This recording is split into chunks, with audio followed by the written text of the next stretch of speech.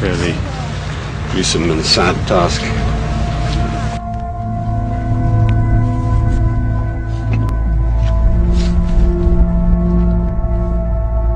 In fact, they're not just collecting bodies, they're also collecting personal mementos as well, which they find, like this.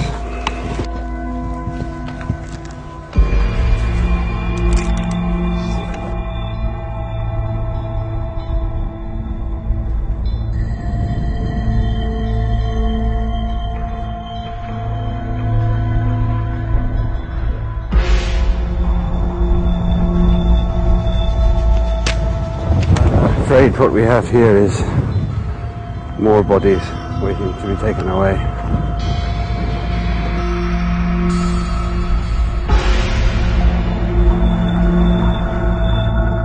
Even now, the tsunami was not finished with Japan. Back at the Fukushima power plant, what started as a failed generator was fast becoming the biggest nuclear crisis since Chernobyl. We'll keep the windows closed and I'll put on a mask.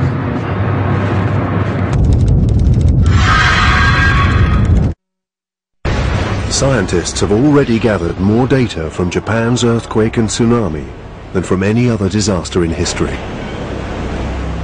As Professor Roger Billam returns to Tokyo from his aerial survey, the city's vulnerability becomes all too clear. There are 30 million people within about 2 meters of sea level, and a tsunami here, of course, would be absolutely devastating. Suddenly, a problem. We had a big earthquake just now, so... Really? Yeah. We've just learned from the ground that there was an earthquake that damaged the heliport. They're checking for damage right now. We don't know how big the earthquake was, but it was obviously a very a nearby aftershock. A massive aftershock has hit Tokyo. Magnitude 6.2.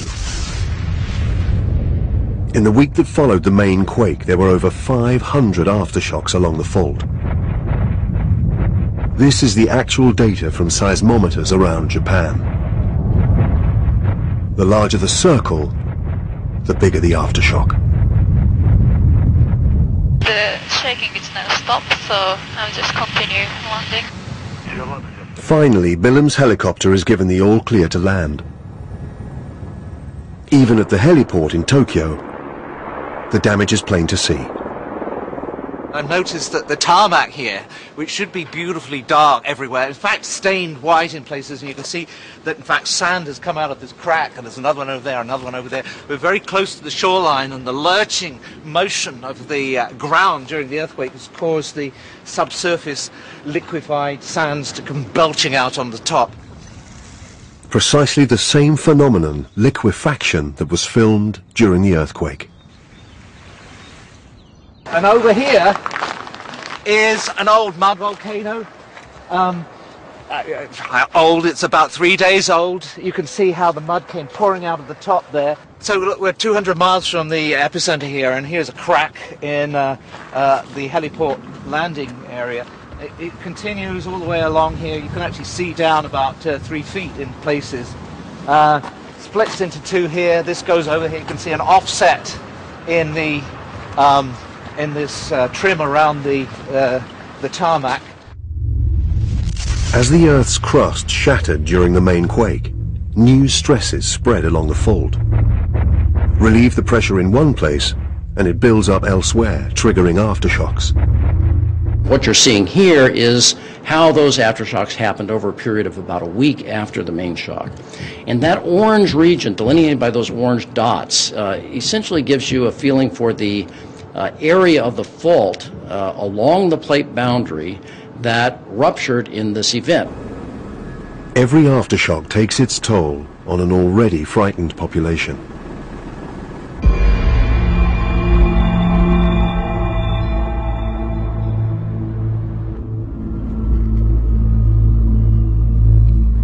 Journalist Callum McRae has been moved by the plight of the people here. In the regional capital of Sendai, the temporary shelters are full.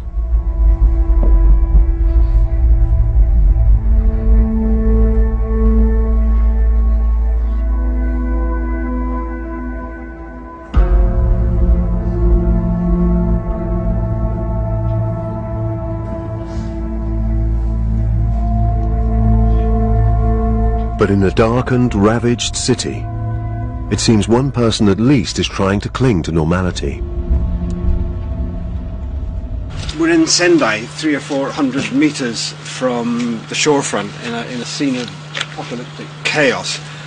It's cold, it's dark, there's no power anywhere, and yet up there in that abandoned block of flats, on the top floor there's one light, one man, one family perhaps, trying to survive in this chaos.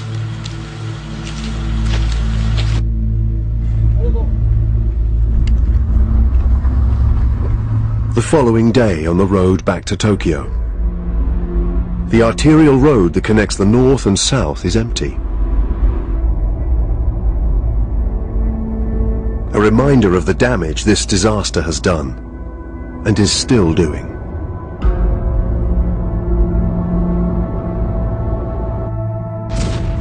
This is already one of the worst nuclear accidents in history if it stops right now.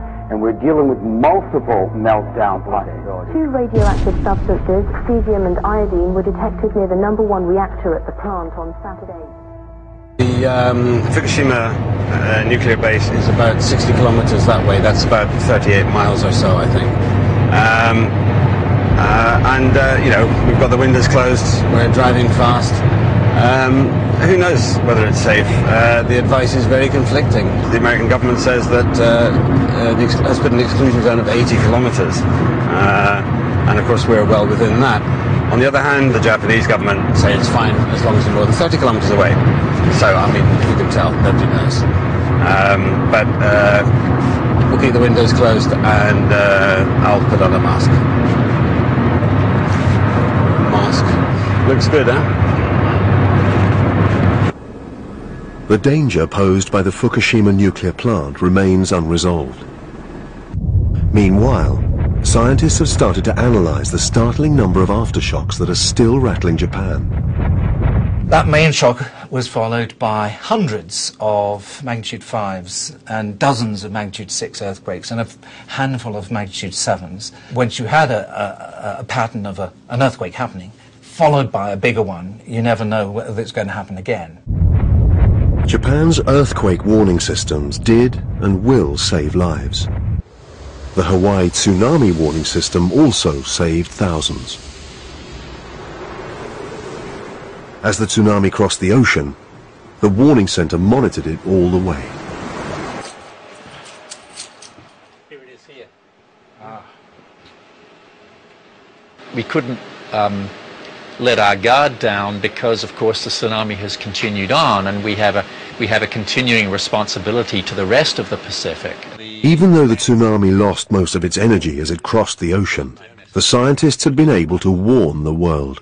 As the tsunami spread across the ocean, at location after location, we realized, our predictions are pretty darn good. Because people were warned, there was very little destruction or damage, certainly to human life. One person did lose their life in California, north of Crescent Bay, because they rushed down to the beach to take photos of the tsunami as it came in. In Japan, the humanitarian disaster continues. Estimates put the death toll from the quake and tsunami at over 20,000. Rebuilding will take generations. For scientists, the analysis continues.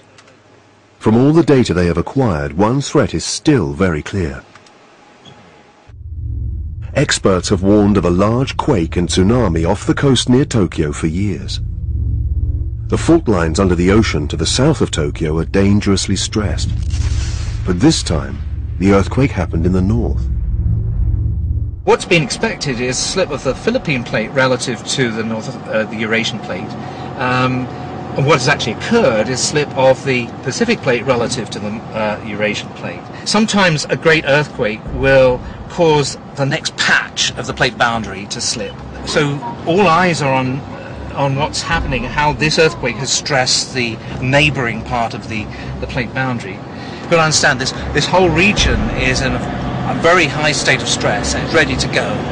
And they've been expected to go any minute. So this recent earthquake is going to have brought that closer.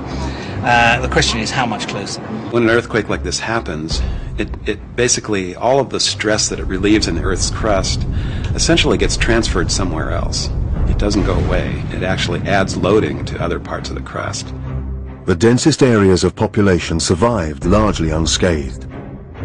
Next time could be different. One area of extreme concern is Tokyo, the world's largest city.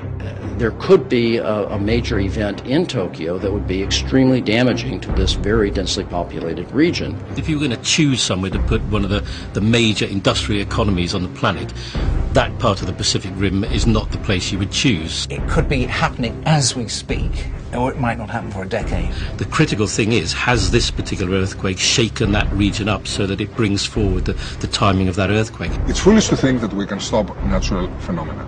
What we've got to do is to learn to live with them and minimize the consequences when they happen, and minimize also the recovery time.